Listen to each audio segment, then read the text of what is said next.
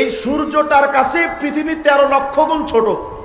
তা আপনি আমি কই, অস্তিত্বই নাই, অথচ আপনার আমার পাওয়ারটা এত বেশি। ঠাকলা মুরাদে কয় আল্লাহর নাম সংবিধানে রাখবো না।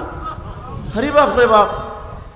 কয় মোল্লা গোবেল নাই, চরমনা গোবেল নাই, ক্ষমতার দাপটে হেফাজতের বেইল নাই, তাকায় দেখলাম চান্দুর মাথায় চুল নাই।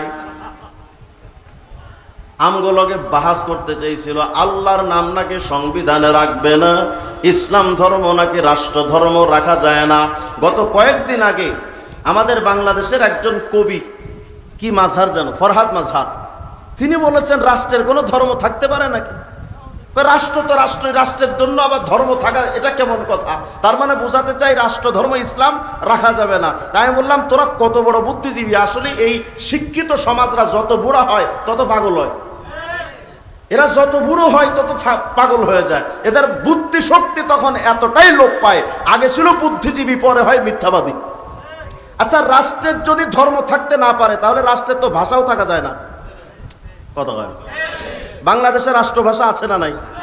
তো রাষ্ট্রের যদি ভাষা থাকতে পারে, রাষ্ট্রের ধর্ম থাকতে অসুবিধা কোথায়?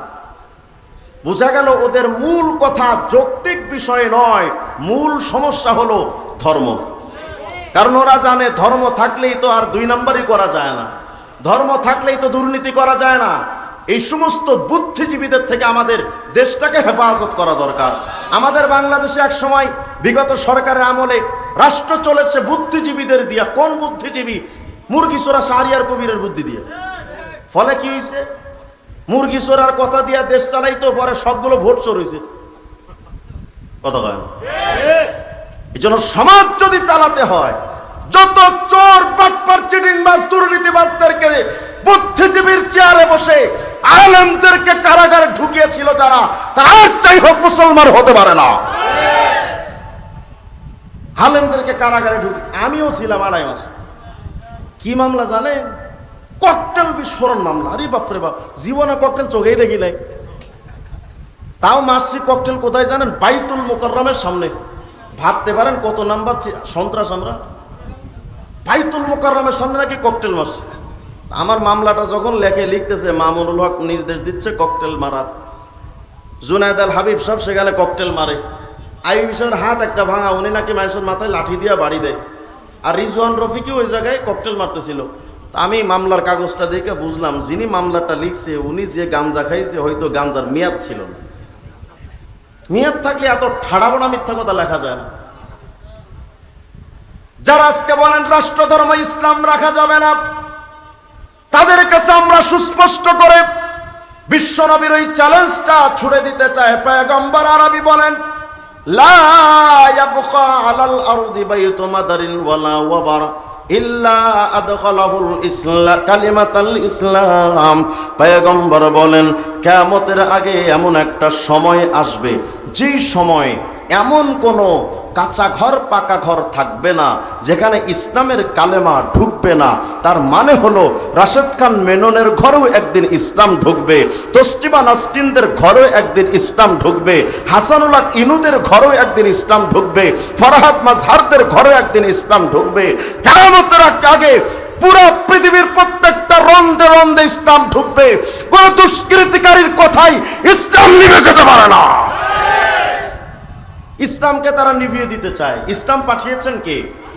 বলেন নাকি? আল্লাহ পাক ওয়াদা দিয়েছেন, ইন্না নাহনু নাযালনা যিকরা ওয়া ইন্না লাহু লাহাফিজুন। কোরআন নাজিল করেছে আমি, কোরআনের হেফাজতের জিম্মাদার আমি আল্লাহর হাতে। আল্লাহ পাক এই আয়াত দিয়ে তাফসীর খুলে দেখেন, লেখা হয়েছে কোরআনের হেফাজতের অর্থ হলো শরীয়তে ইসলামীকে হেফাজত করা। তার মানে কিয়ামতের আগ পর্যন্ত ইসলামকে কেউ বিকৃত করতে পারবে না, উঠিয়ে দিতে পারবে না। ইসলাম ছিল, ইসলাম আছে, ইসলাম থাকবে। ইসলাম বিরোধীরা হারিয়ে যাবে, কেউ তাদের রক্ষা করতে পারবে না। এটা নবীজির চ্যালেঞ্জ। বলেন আমার নবী সত্যবাদী না মিথ্যাবাদী? ইসলাম কি উঠতেছে না নিভতেছে? সুতরাং এটাকে নিভিয়ে দেওয়া সম্ভব নয়, স্বপ্ন দেখা উচিত না। তো বলতেছিলাম যে 7 তবক জমিন আসমান কত বড়। আপনি আমি সামান্য ক্ষুদ্র মানুষ হয়ে এখন ইসলামের বিরোধিতা করি। আচ্ছা বলেন তো, জমিন থেকে আসমানের এত বিশালতা, একবার আল্লাহু আকবার বললে নেকি দ্বারা ভরে যায়। তো 7 তবক জমিন আসমান তো বিশাল বড়, এই 7 তবক জমিন আসমানের মাঝখানে তো আমার অস্তিত্বই নাই, আমি এতটাই ক্ষুদ্র। সরওয়ারে দো আলম বিশ্বনবী আমার বলেন, না রে উম্মত, এমনটা ভেবো না।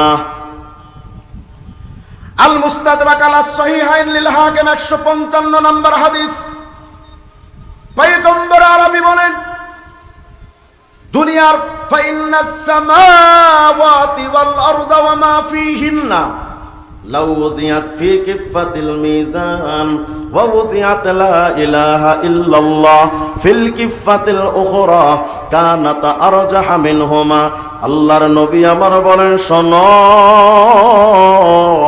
7 তবক জমিন আসমানটা যত বড় হোক না কেন, এই উম্মতে মুহাম্মদী রে, 7 তবক জমিন আসমানের মধ্যে হয়তো তুমি জাররা থেকে জাররা, একদমই ক্ষুদ্র, কিন্তু শোনো রে উম্মতে মুহাম্মদী, তোমার এই জবানটা দিয়া শুধু 7 তবক জমিন আসমানটাকে যদি মিজানের এক পাল্লায় রাখা হয়, আর তোমার কালেমার জিকিরের একবারের জিকিরের নেকিটা যদি আর একটা পাল্লায় রাখা হয়, 7 তবক জমিন আসমানের পাল্লাটা হালকা, তোমার একবার কালেমার জিকিরের নেকির পাল্লাটা ভারী হয়ে যাবে। বলেন না লা ইলাহা ইল্লাল্লাহ, লা ইলাহা ইল্লাল্লাহ, লা ইলাহা ইল্লাল্লাহ, লা ইলাহা ইল্লাল্লাহ। আওয়াজ দিয়া কোন আল্লাহু আকবার।